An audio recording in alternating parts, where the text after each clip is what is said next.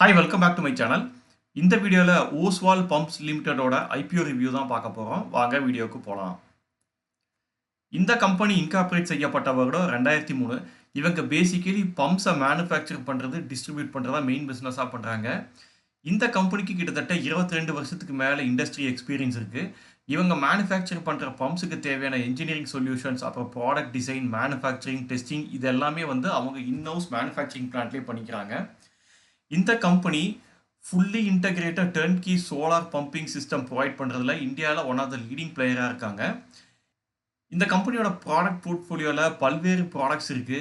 இந்த ப்ராடக்ட்ஸ் எல்லாமே பார்த்தீங்கன்னா நம்ம ஹவுஸ் ஹோல்ட் டொமஸ்டிக்லையும் யூஸ் ஆகுது, அதே மாதிரி அக்ரிகல்ச்சரில் இரிகேஷனுக்கு யூஸ் ஆகுது, அதே மாதிரி பல்வேறு இண்டஸ்ட்ரீஸ்லையும் யூஸ் ஆகுது.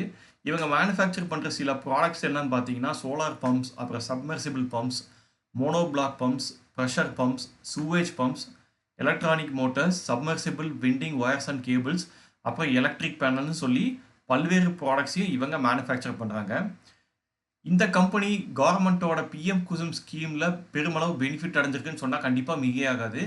இந்த கம்பெனி கிட்டத்தட்ட 26,270 டேன்கி சோலார் பம்பிங் சிஸ்டம் ஆர்டர்ஸை இந்த பிஎம் குசும் ஸ்கீம் மூலமாக எக்ஸிக்யூட் பண்ணி கொடுத்துருக்காங்க.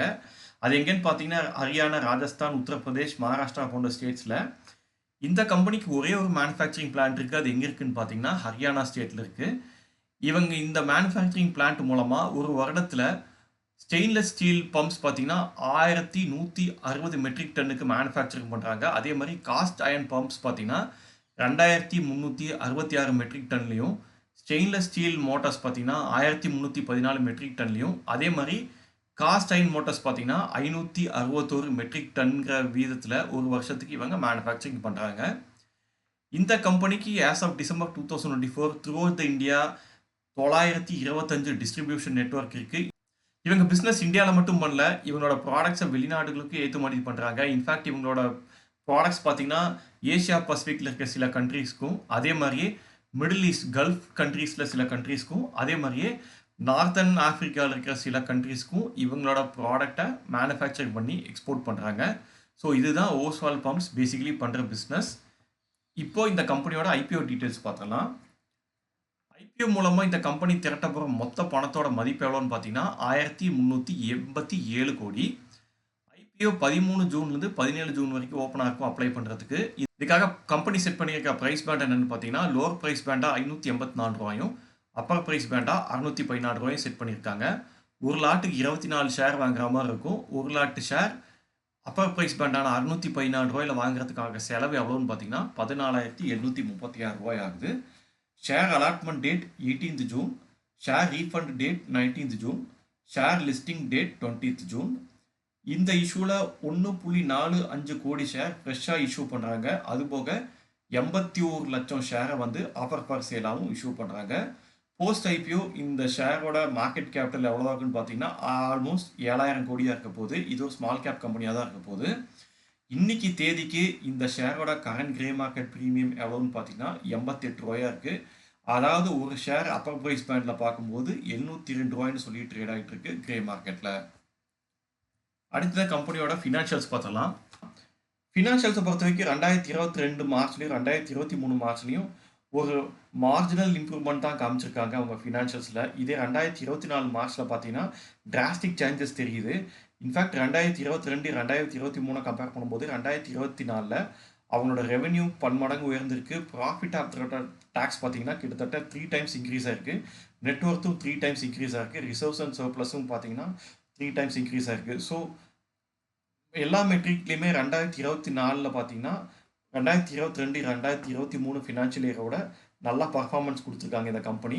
அதே மாதிரி 2024 மார்ச்லேருந்து டிசம்பர் வரைக்கும் பார்த்தீங்கன்னா அவங்களோட ப்ராஃபிட்டுங்கிறதும் பார்த்தீங்கன்னா 3 டிஜிட்டில் இருந்திருக்கு. ரெவென்யூங்கிறது பார்த்தீங்கன்னா 4 டிஜிட்டில் இருந்திருக்கு. அதே மாதிரி நெட்ஒர்த், ரிசர்வ்ஸ் அண்ட் சர்ப்ளஸ் எல்லாமே இன்க்ரீஸ் ஆயிருக்கு. அதே மாதிரி பாரோயிங்ஸ் இன்க்ரீஸ் ஆயிருக்கு. ஸோ என்னதான் பாரோயிங்ஸுங்கிறது ஜாஸ்தியாக இருந்தால் கூட அவங்களோட ரிசர்வ்ஸ் அண்ட் சர்ப்ளஸோட பாரோயிங்ஸ் கம்மியாக தான் இருக்குது. அடுத்த அப்ஜெக்டிவ் ஆஃப் த இஷ்யூன்னு பார்த்துக்கலாம். ஸோ இந்த ஐபிஓ மூலமாக கிடைக்கிற பணத்தை யூஸ் பண்ணி அவங்க ஒர்க்கிங் கேபிட்டல் ரிக்குவயர்மெண்ட்டுக்கு ஃபுல்ஃபில் பண்ணிக்க போகிறாங்க. அதே மாதிரியே அவங்க ஹரியானாவில் இன்னொரு மேனுஃபேக்சரிங் பிளான்ட்டையும் செட் பண்ண போகிறாங்க. அதே மாதிரியே ஓஸ்வால் சோலாருங்கிற அவங்களோட ஃபுல்லி ஓன் சப்சிடரி கம்பெனியில் இன்வெஸ்ட் பண்ணுறதுக்காகவும் இந்த இஷ்யூலேருந்து வர பணத்தை யூஸ் பண்ணிக்க போகிறாங்க. அதே மாதிரி ஓஸ்வால் பம்ப்ஸ் அவங்க வாங்கியிருக்க கடனை பார்ஷியலாவோ இல்லை ஃபுல்லாவோ அடைக்கிறதுக்காகவும் ப்ளஸ் ஜென்ரல் கார்ப்பரேட் பர்பஸ்க்காகவும் இந்த இஷ்யூலேருந்து வர பணத்தை இந்த கம்பெனி யூஸ் பண்ணிக்க போகிறாங்க. அடுத்து இந்த கம்பெனியில் இருக்க ப்ரோஸ் அண்ட் கான்ஸ் என்னன்னு பார்க்கலாம். இந்தியாவில் சோலார் அப்புறம் எனர்ஜி எஃபிஷியன்ட் வாட்டர் சிஸ்டம்க்கு பெருமளவு டிமாண்ட் இருக்குது. ஸோ இந்த செக்டரில் இந்த ஒரு கம்பெனிக்கு பார்த்திங்கன்னா நல்ல பிஸ்னஸ் இருக்குது. ப்ளஸ் வந்து இவங்க சோலார் பம்பையும் எனர்ஜி எஃபிஷியண்ட்டான பம்ப்ஸை இவங்க மேனுஃபேக்சர் பண்ணுறதுனால இந்த கம்பெனிக்கு இந்த டிமாண்டில் பெருமளவு பிஸ்னஸ் கிடைக்கும்னு நான் நம்புகிறேன். அதே மாதிரி கவர்மெண்ட் பார்த்தீங்கன்னா ஃபுல்லி க்ளீன் எனர்ஜியில் ஃபோக்கஸ் பண்ணியிருக்காங்க. அதே மாதிரி இரிகேஷன் சம்மந்தமாக நிறையா ஸ்கீம்ஸும் அவங்க அப்பப்போ அனௌன்ஸ் பண்ணிருக்காங்க.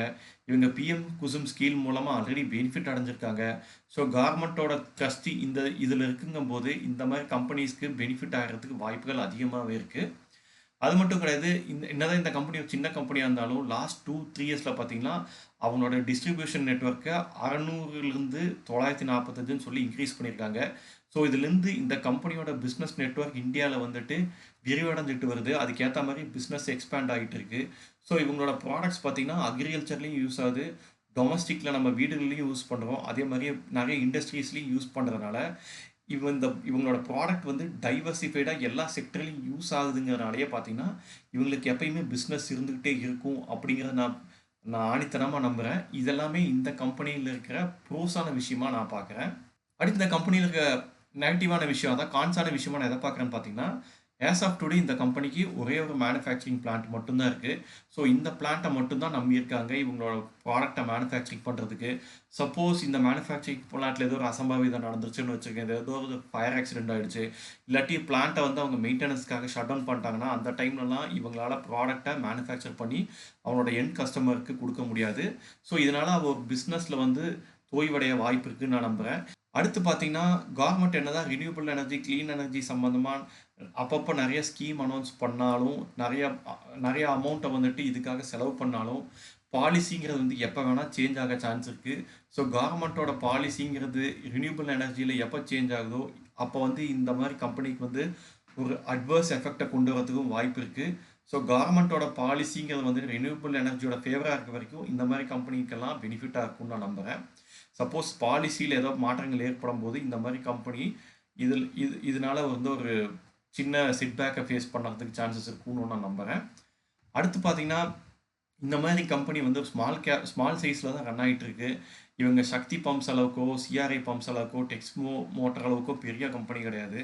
ஸோ இந்த மாதிரி கம்பெனி எல்லாம் என்னென்னு பார்த்தீங்கன்னா எவ்வளோக்கு எவ்வளோ அவங்க மேனுஃபேக்சரிங் பண்ணுற ரா மெட்டீரியலுங்கிறது வந்துட்டு ஸ்டேபிளாக இருக்கும், அவ்வளோக்கு இவங்களோட மார்ஜின்ங்கிறது வந்துட்டு பெட்டராக இருக்கும். சப்போஸ் இந்த ரா மெட்டீரியலோட ப்ரைஸ் எல்லாம் இன்க்ரீஸ் ஆகுதுங்கும் போது இவங்கள வந்துட்டு அதோட மார்ஜினில் வந்து ஹிட் ஆகிறதுக்கு சான்ஸ் இருக்குது. இது சிஆர்ஐ பம்ப்ஸோ சக்தி பம்ப்ஸோ இவங்களோட பெரிய அளவில் இயங்குகிற கம்பெனி, அவங்களுக்கு கேஷ் ரிசர்வ்ஸும் ஜாஸ்தி.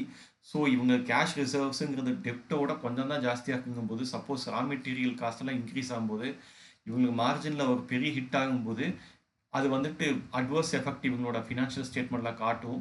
ஸோ இதெல்லாம் ஒரு சின்ன நெகட்டிவான விஷயமா பார்க்குறேன். ப்ளஸ் இந்த மாதிரி மற்ற பெரிய கம்பெனியும் இவங்களுக்கு ஒரு காம்படிட்டராக இருக்கிறது வந்துட்டு இவங்களுக்கு இந்தியன் மார்க்கெட்டில் ஒரு பெரிய சேலஞ்சாக இருக்கும்னு நான் நம்புகிறேன். மற்றபடி எனக்கு தெரிஞ்ச இந்த கம்பெனியை பற்றி நெகட்டிவாக சொல்கிறதுக்கு எதுவும் கிடையாது. ஐ திங்க் இந்த கம்பெனி இருக்கிற பிஸ்னஸ் செக்டர் பார்த்திங்கன்னா ஒரு நல்ல செக்டர் தான். காலத்துக்கும் பம்ப்ஸோட தேவைங்கிறது அழியாமல் தான் இருக்க போகுது. ஸோ அப்படி இருக்குங்கும்போது இவங்க சோலார் பம்ப்ஸும் மேனுஃபேக்சர் பண்ணுறாங்க. சோலாருங்கிறது வந்து ஒரு ஃபியூச்சரிஸ்டிக்கான விஷயமாக தான் எல்லாருமே பார்க்குறோம். ஸோ இவங்க சோலார் பம்ப்ஸும் மேனுஃபேக்சர் பண்ணாங்க, இவங்களோட பிஸ்னஸையும் ஃபியூச்சரிஸ்டிக்காக எடுத்துகிட்டு போயிருக்காங்க. ஸோ எனக்கு தெரிஞ்சு இந்த கம்பெனிக்கு ஒரு நல்ல க்ரோத் இருக்கும் எதிர்காலத்தில் நான் நம்புகிறேன். ஸோ அவ்வளோதாங்க, எனக்கு தெரிஞ்சு இந்த கம்பெனியை பற்றி எல்லா டீட்டெயிலையும் இந்த வீடியோ நான் ஷேர் பண்ணிட்டேன். ஐ ஹோப் இந்த இன்ஃபர்மேஷன்லாம் உங்களுக்கு யூஸ்ஃபுல்லாக இருக்கும்னு நினைக்கிறேன்.